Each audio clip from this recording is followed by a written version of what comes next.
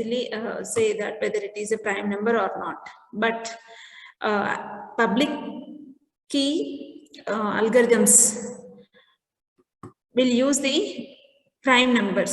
So sometimes it can use large prime numbers. So first, whatever the number, the random number which is chosen, so that is the first it has to check whether that is a prime number or not. So in order to check that, so different types of algorithms are there. So already we discussed some algorithms in the last class, isn't it? So the basic property is for a given number n, if n is a given number, then 2 to n minus 1. So n should have 0 factors between 2 to n minus 1. So how can we check this? Simply we have to take from 2 to square root of n. No need to check up to n minus 1. Instead, we can check the factors. It will count the number of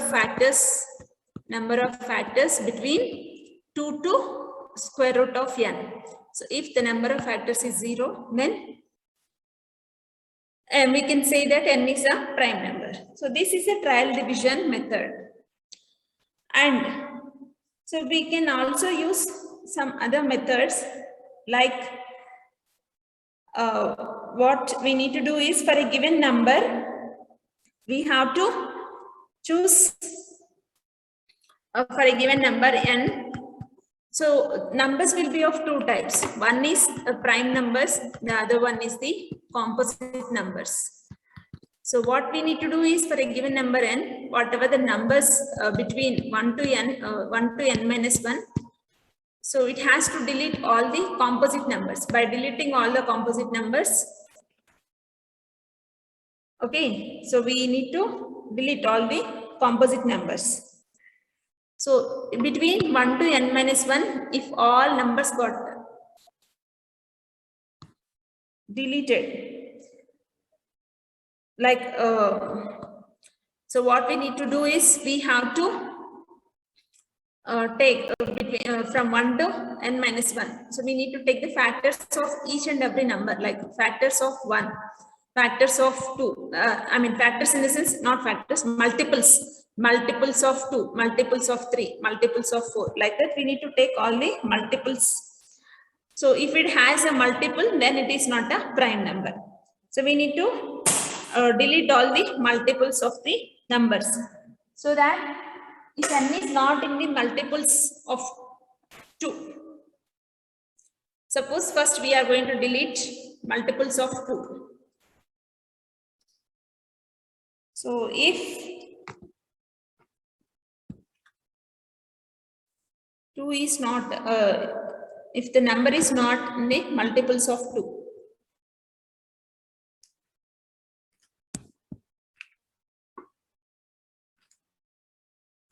then we need to delete the multiples of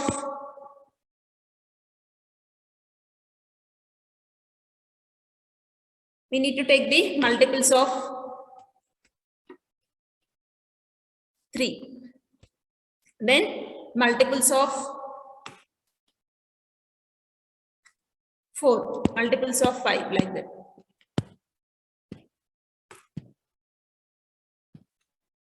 That is one approach.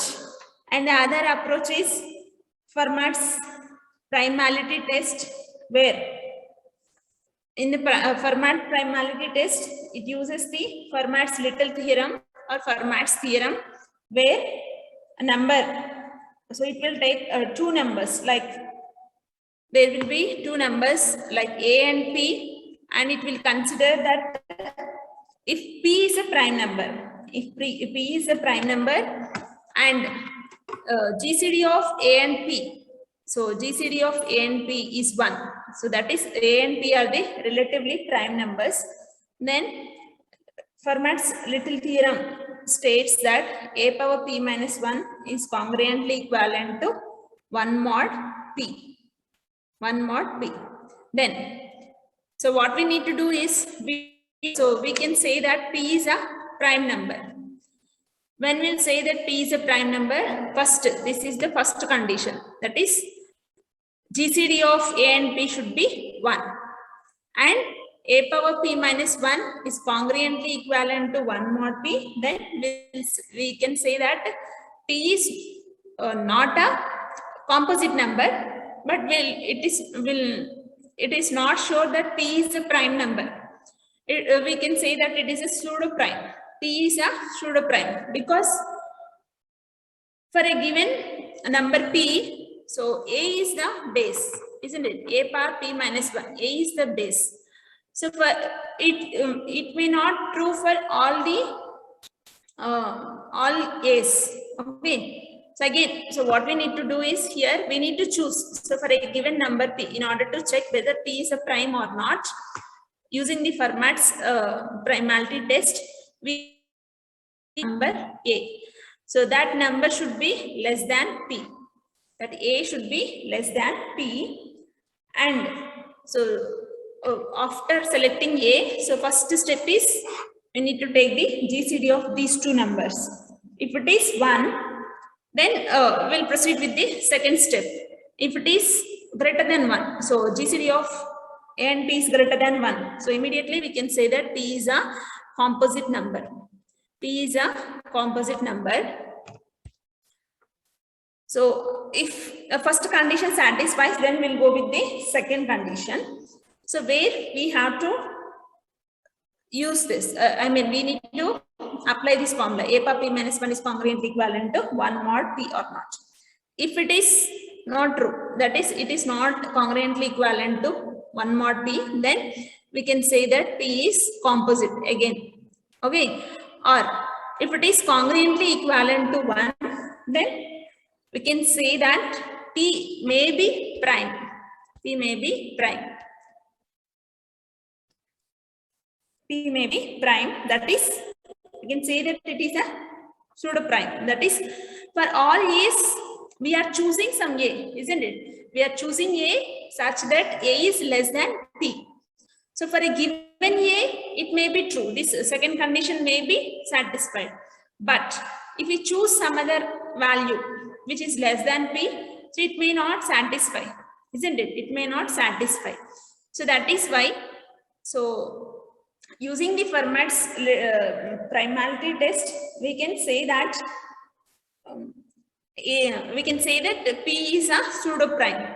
Okay, if it satisfies two conditions, first and second condition, then we can say that it is a pseudo prime. So already we discussed some examples like P is equals to some 49. So it is not a prime number, but using the primality, Fermat's primality test, so we have chosen some A value to 19. So then GCD of 19 and 49 is 1. Okay, first condition is satisfying. Coming to the second condition, again, condition is also satisfying. That is, 19 power 48 is congruently equivalent to 1 mod 49. This condition is also satisfying, but the thing is, if A is 19, it is satisfying. If A is some other number, suppose we choose some A value as 5, then 5 power 48 is congruently equivalent to 1 mod 49. This is not true. Okay, so here, so if we choose 5, we can say that P is not a prime. So that is always depends on the base value. That is the number which we are going to choose for the little Fermat's primality test. So that is one algorithm. And the second algorithm is the Miller-Rabin primality testing. Miller-Rabin primality testing.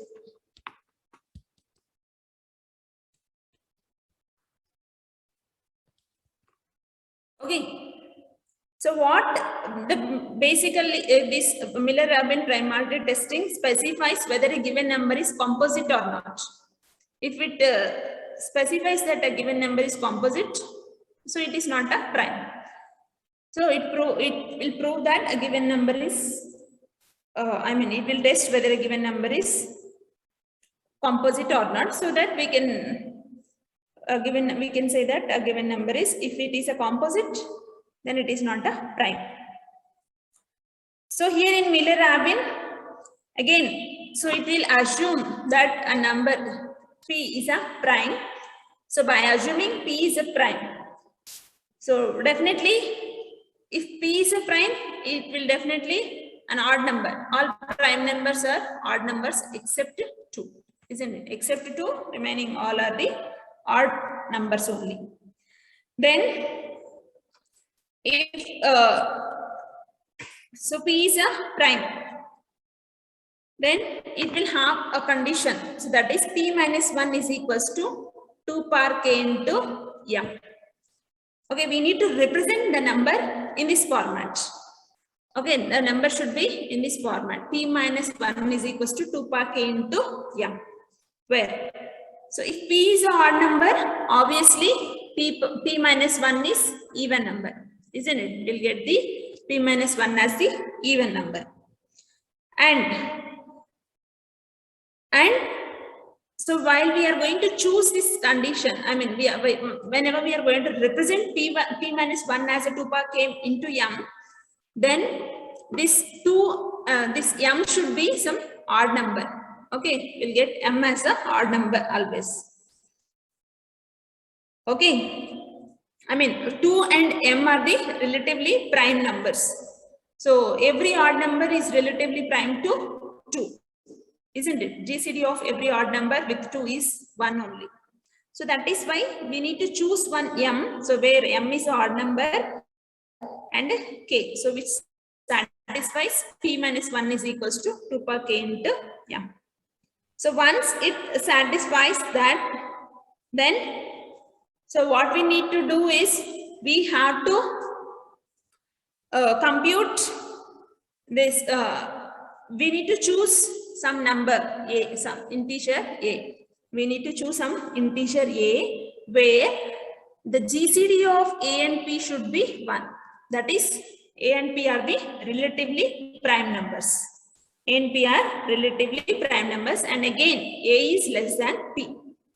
So once we choose a, we have to calculate what? We have to calculate that a power m mod p value.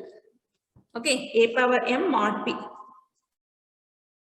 Okay, a power m mod p. So we can store this in a variable called b, and we know, so m is an odd number,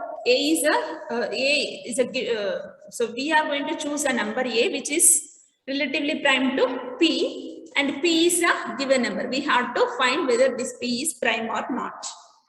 And so once we take a power m mod p, so that will be so we can take that in a variable called b. Then we need to choose, we need to check whether b is congruently equivalent to 1 mod p or not. B is congruently equivalent to 1 mod p or not. If b is congruently equivalent, what is b? B is simply a power m mod p. Okay, a power m mod p. Congruent. Okay, that is simply it is a power m is congruently equivalent to 1 mod p. So if this condition is true, then we can say that p is a prime number. P is a prime number. Otherwise, so what we need to do is simply we have to check this for a number of times. A number of times in the sense, initially we are going to represent a prime number with the p minus equals to 2 power k into m, isn't it? So whatever the k value is there, so that many times we need to take the iterations. We need to take the iterations. So in that particular iteration, so from 1 to k minus 1. Okay, 1 to k minus 1 times iteration should be applied. So for this one, so that is b is congruently equivalent to plus or minus 1 mod p. So if it satisfies in any of the iteration, then we can say that P is a prime. Otherwise, what we need to do is, so we have to say that it is a composite number. Okay, it is a composite number. So this is the procedure.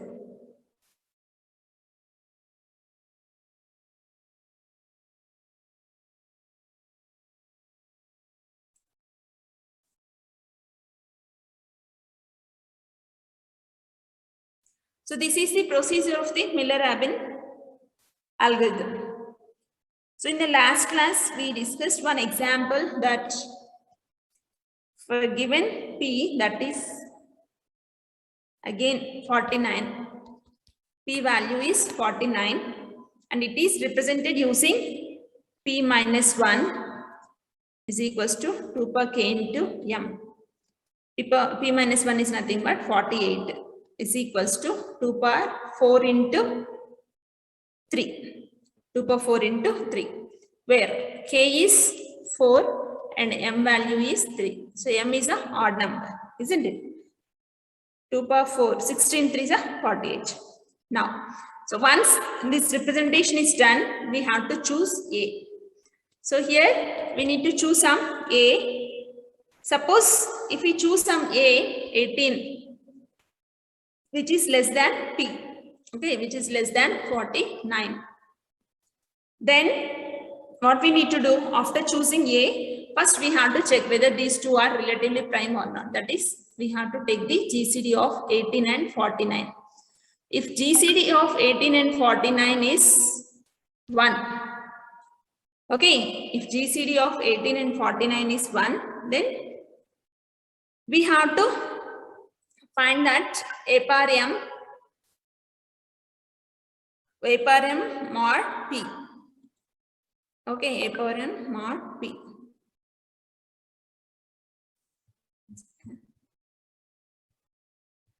A power M mod P. Then, so here in this example, A is 18, M is, what is M value?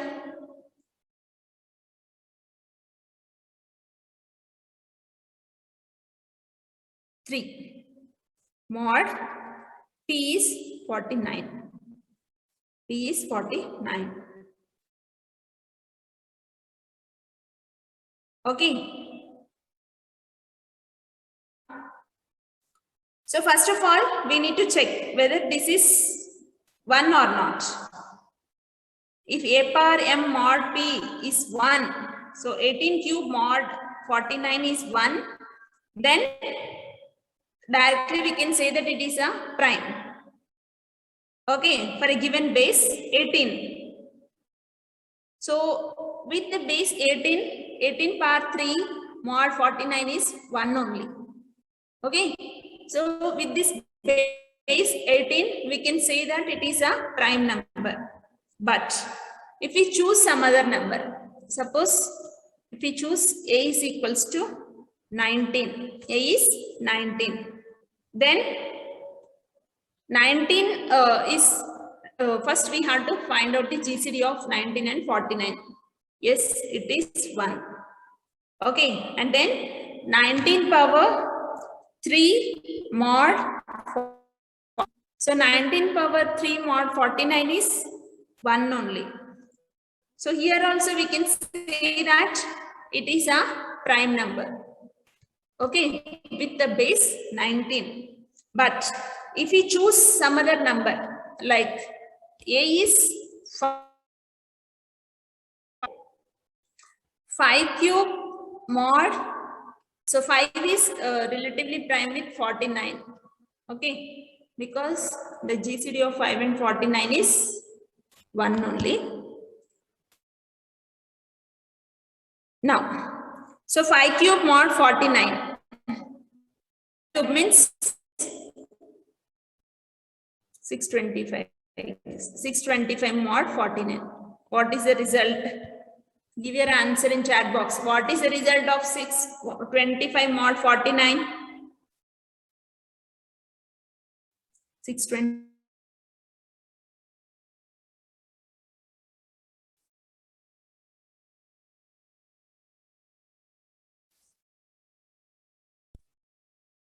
37, ma'am. 37. Yes, ma'am. 37 or 27? 625 only, no, ma'am. 625 mod 49. Yes, ma'am. 37. Okay.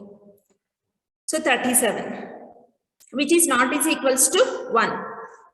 Then, so using the base 5, so P is not a prime. But what we need to do is we have to take the iterations. So what is the K value? So 49 is represented as 2 power K into M. That is 2 power 4 into 3. 2 power 4 into 3. So, isn't it? 2 power 4 into 3. So we need to take the iterations up to 3. I mean 1 to K minus 1 times. We need to take the iterations. So we need to take iterations for 3 times. So in the iteration, so if it gives in the first iteration, so it will be calculated in the iteration, first iteration itself. So what we need to do is we have to, whatever the result we are getting, that is 37. Simply we have to square that 37.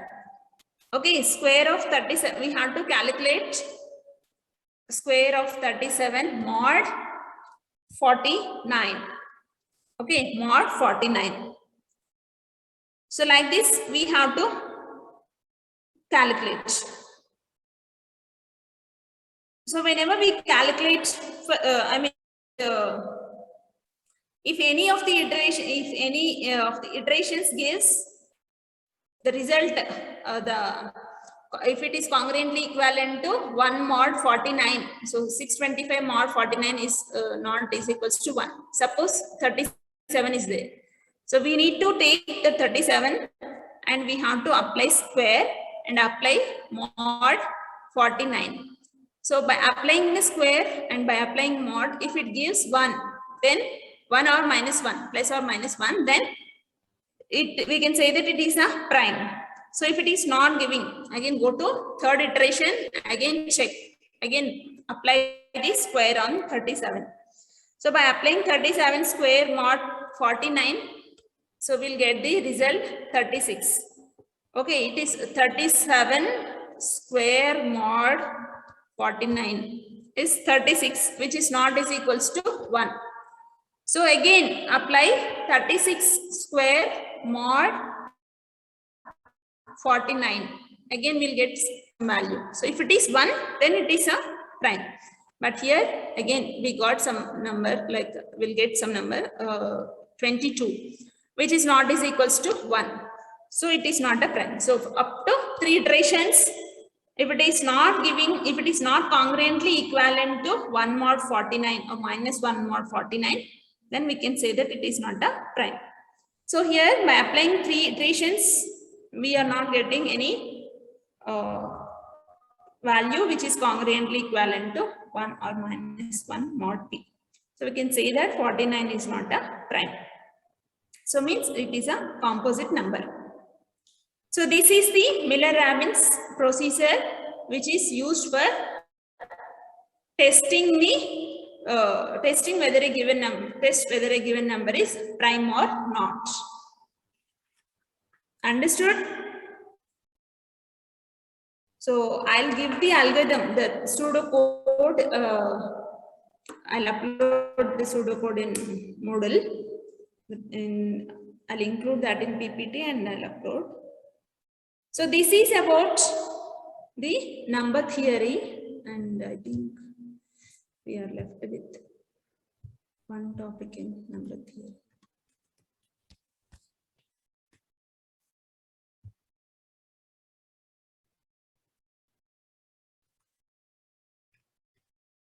This one.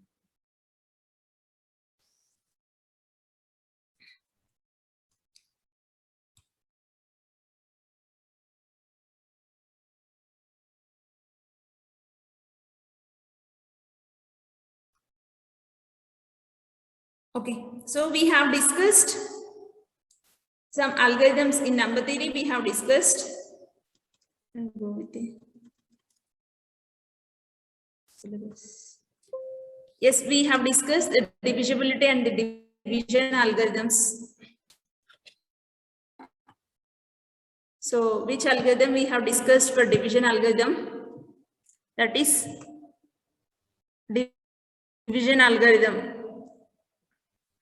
Simply a number can be represented with some n is equals to q into m plus r. Okay, but whenever we are going to represent, always this remainder should be a positive number, and this m value is greater than the r, and r value is greater than or is equals to 0.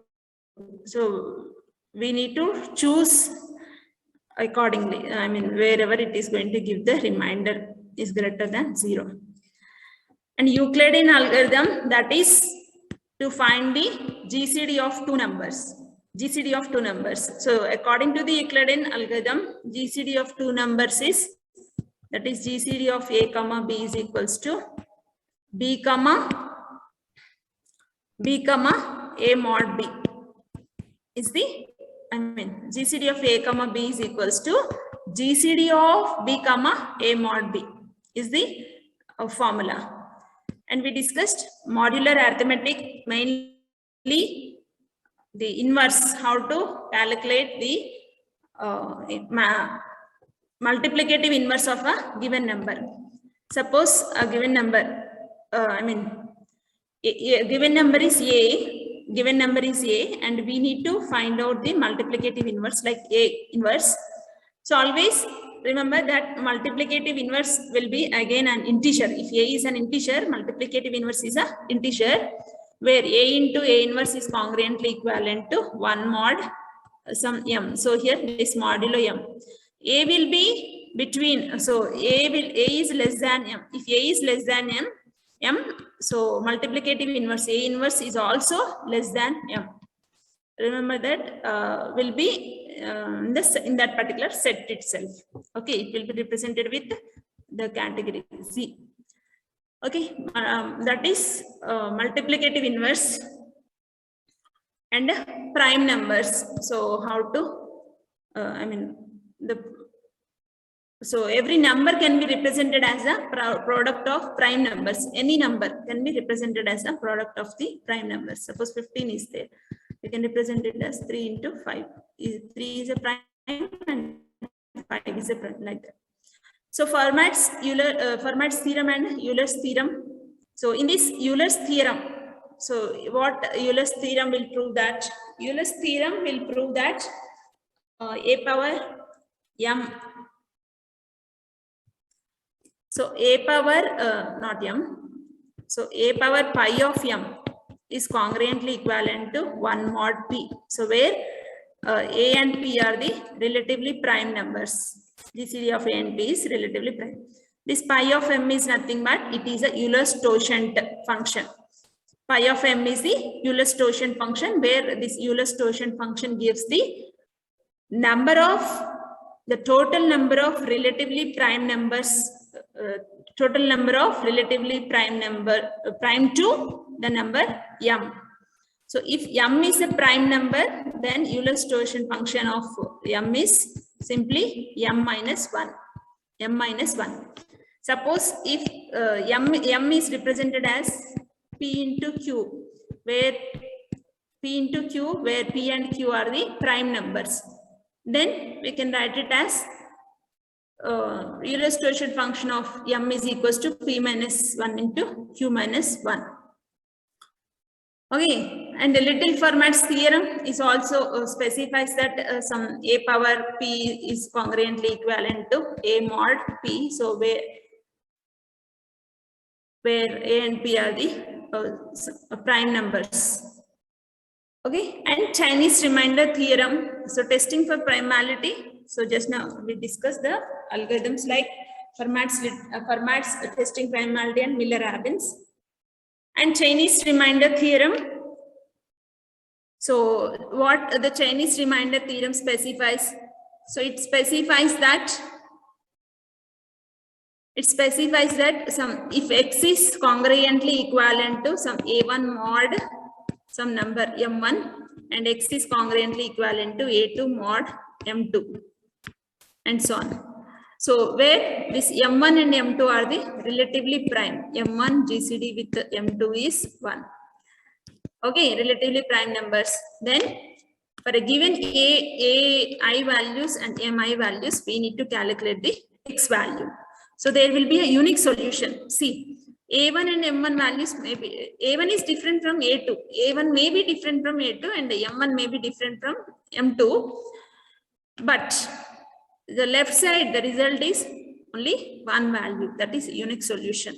One value will satisfy this, which is congruently equivalent to the RHS. That is the Chinese remainder theorem. So with this, the first part of module 3 is completed. Okay. So any doubts in first part?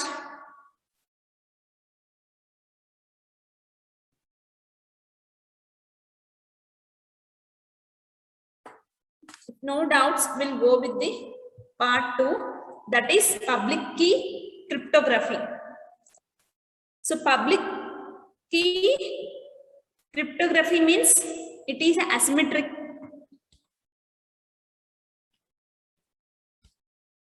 Cryptography is of two types, isn't it? So cryptography is of two types, symmetric and asymmetric. Symmetric and asymmetric. Symmetric means it will use only one key, not one key, the same key. It will use the same key at encryption, same key for encryption as well as for decryption. Asymmetric key means, asymmetric key crypto system means it uses different keys. I mean, for encryption, it uses one key and for decryption, it uses another key. So the other name for the asymmetric key crypto system is public key crypto system. Okay, so initially the classic ciphers was developed, like whatever we discussed in module 1, like substitution methods, transposition techniques, like monoalphabetic, polyalphabetic techniques, Playfair cipher, like that. Some techniques were developed. Those are the classic crypto ciphers. We call it as a classic ciphers. Later, this symmetric and asymmetric came into the picture. So symmetric means, so why we need to use the symmetric and asymmetric is, initially the classic systems uses the text data, whereas nowadays the entire communication may be not only with the text, instead it may be the images, video, audio, everything. So that can be represented, entire data will be converted to the binary format, that binary data will be encrypted. So it can use either symmetric or asymmetric. So if it uses the symmetric, then in symmetric it uses the block-wise block ciphers or the string ciphers. Entire data, binary data will be divided into n number of blocks where size of each block is same. So that is one case. And in asymmetric, so it uses the multiple keys. So that is called as the public key cryptography. Public key cryptography. So first we'll discuss the principles of public key cryptography. Okay.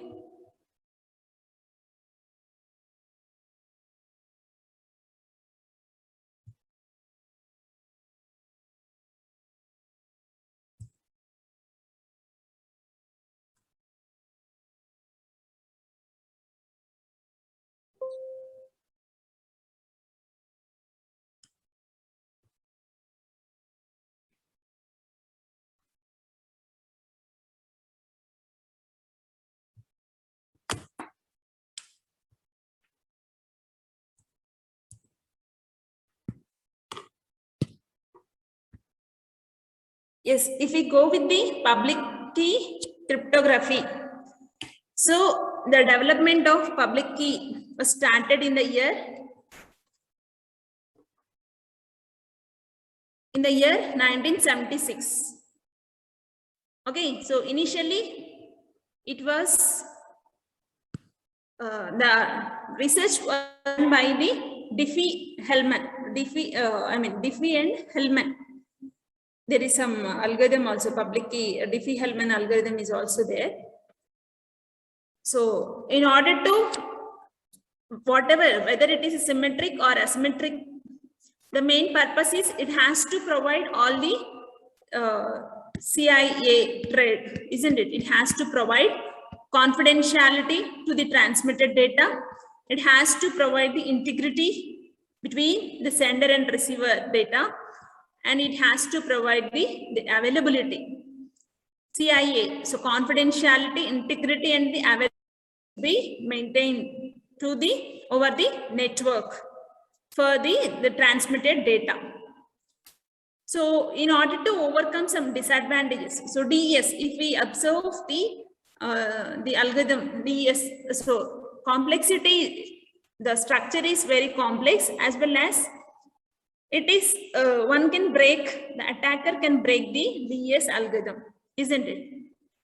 So this public key cryptography was developed. So initially, so crypto systems are based on the tools like substitution and permutation techniques. Only substitution means one alphabet will be substituted with some other alphabet, and whereas in the permutation, whatever the plain text is there, only the data or the alphabets will be rearranged, the position will be changed so that it will be in the unreadable format. Okay, so these public key algorithms are based on the mathematical functions. So whatever we discussed till now, like mainly it uses the prime numbers, and it uses some mathematical functions, the power and modular arithmetic, all these things. So, and it uses involving the use of two keys. One is for encryption, the other one is for decryption. So whereas conventional single key encryption, so conventional means it is a symmetric. Conventional encryption means it is a symmetric encryption which uses the only single key. So public key, some misconceptions about the public key. So that is, so it was developed after symmetric encryption, isn't it? So one can assume that public key encryption is more secure from the cryptanalysis, from the attacker, than because it uses two keys, isn't it? It uses one key for encryption, the other key for decryption. So there may be some assumption like that. It may provide more security. But the fact is, security of the system depends on the key length. If the length of the key is increased, because only key is private, remaining all are public. Like even though it is a symmetric encryption algorithm is public. Everybody knows what is the design of DES algorithm, what is the design of triple DES algorithm. Everybody knows the design of the algorithm. And the ciphertext will be known because it will be transmitted over the insecure channel.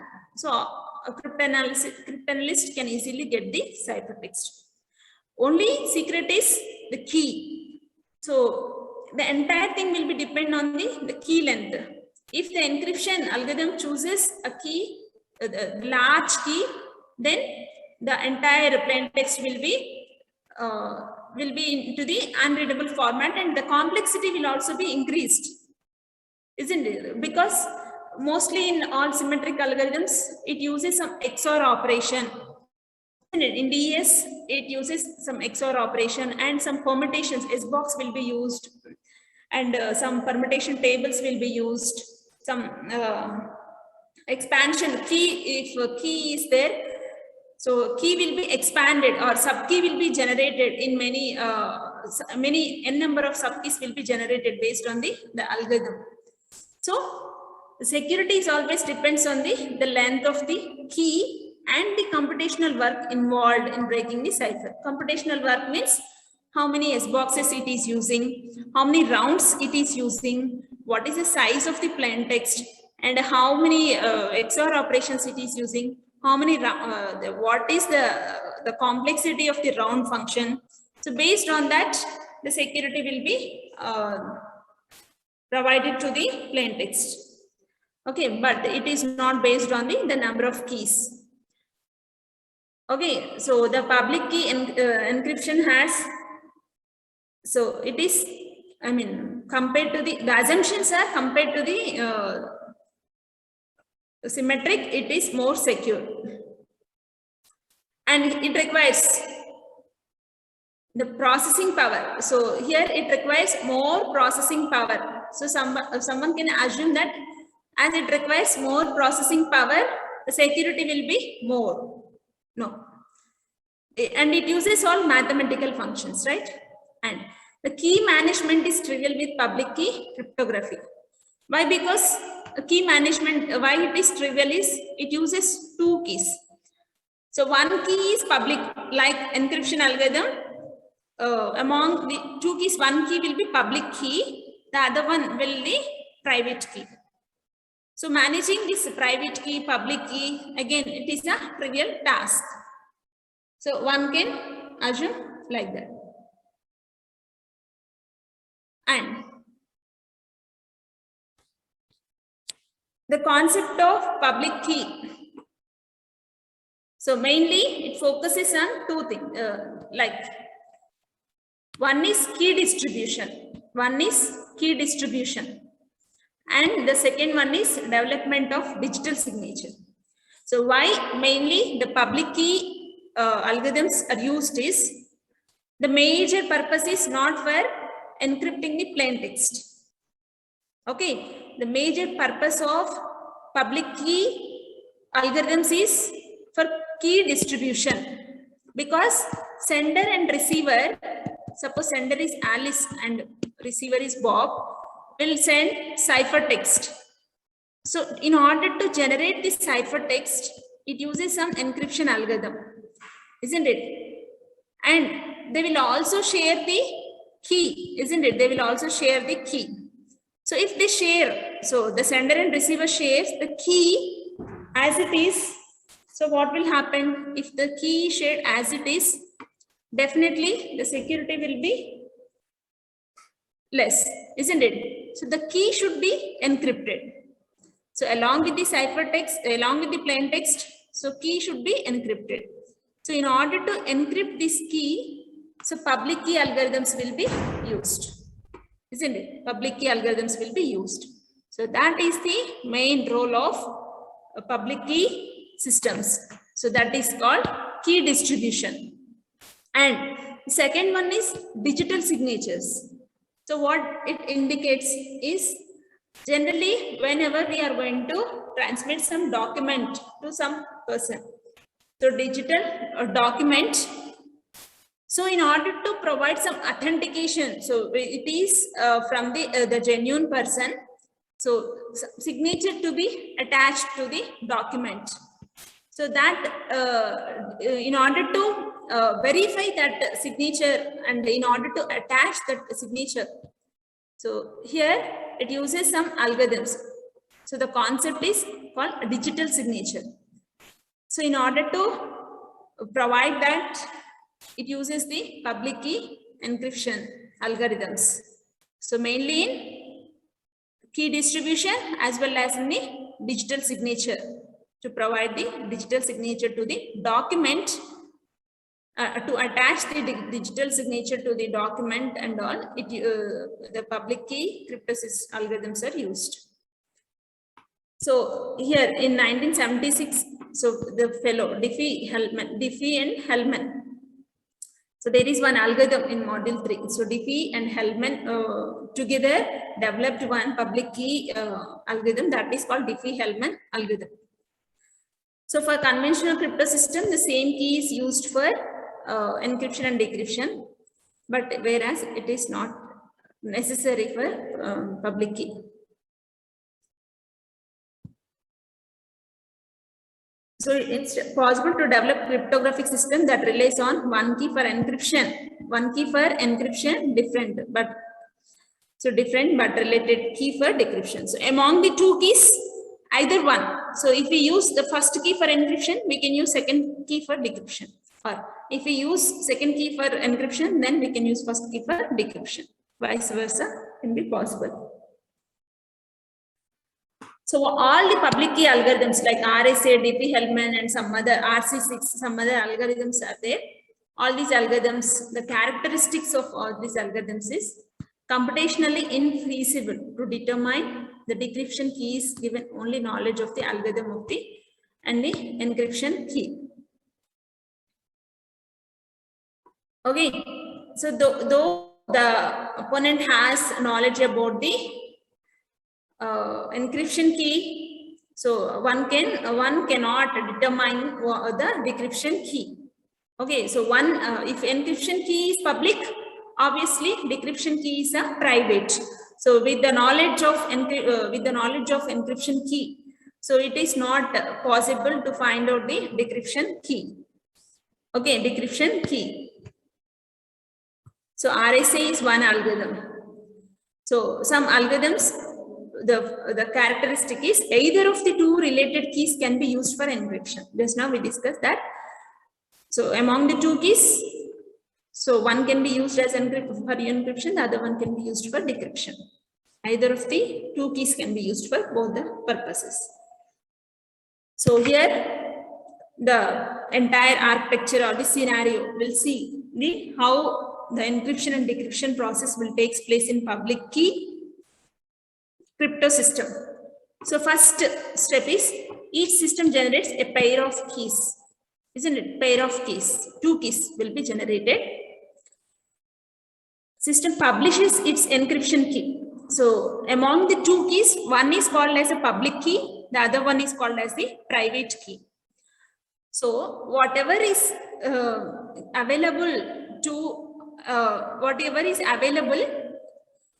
everyone, that is called as a public key. So that is public key can be shared. Okay, and so the other key is called as the private key. So one key is public, the other one is a private. So even the opponent knows what is the public key. Everybody will know about the public key like an encryption algorithm.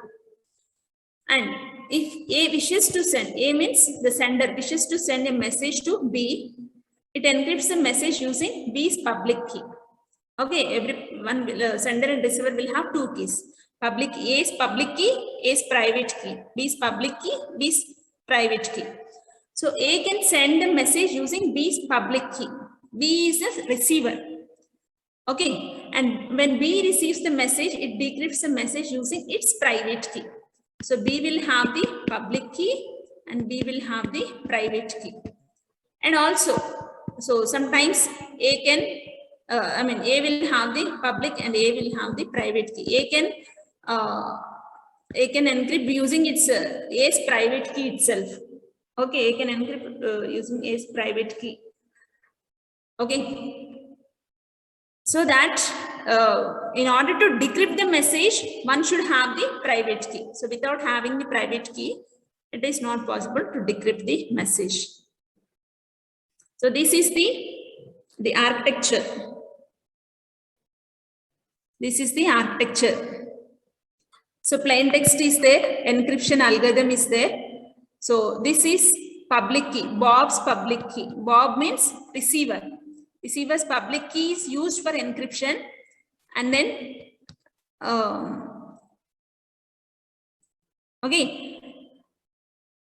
receiver's public key is used and ciphertext is transmitted.